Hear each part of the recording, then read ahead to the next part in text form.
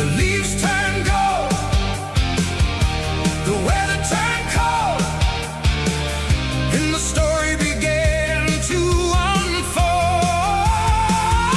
It's 1976, a season still alive. The legends and the memories that time could never hide. From the kickoff in September to the champions at the end, we turn the pages back again and live those days once more, my friend. Hello everyone and welcome back to Pigskin Glory Football 50 years ago today.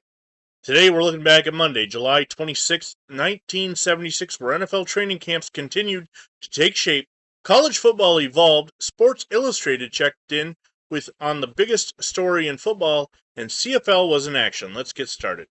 Our first story comes from Washington, where the Redskins continued trimming their roster as training camp opened. Veteran defensive end Ron McDole and lineman Stu Odell rejoined the club, while a lengthy list of players was waived as head coach George Allen continued molding his roster for the upcoming season.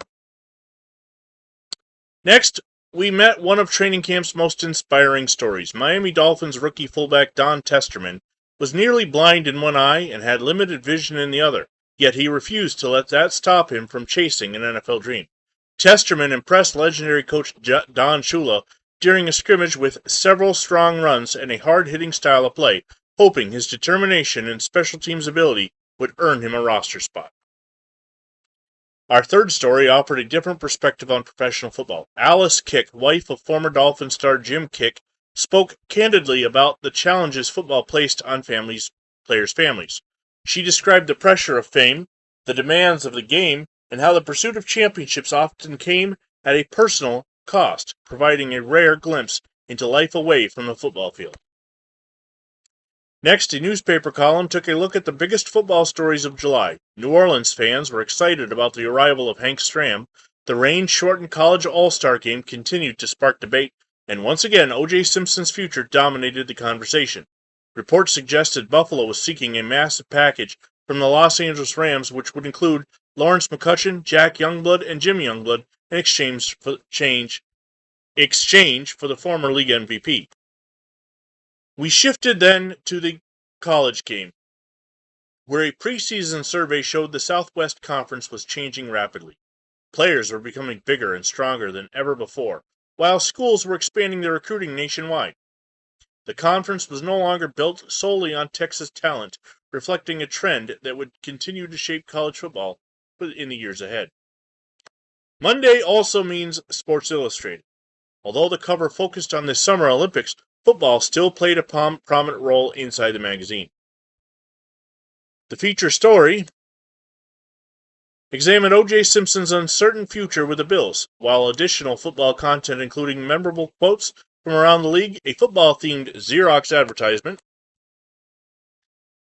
and reader letters discussing Jack Lambert and Ray Nitschke, which happened to be upside down. Nope, they're there. Finally, we crossed the border into the Canadian Football League. The Montreal Alouettes snapped Saskatchewan's reputation for late-game heroics with a 26-17 victory over the Rough Riders. Montreal capitalized on turnovers, pressured legendary quarterback Ron Lancaster throughout the evening, and earned just its second victory over Saskatchewan since interlocking play began in 1961. Today's stories reminded us that football in late July wasn't just about preparing for opening day.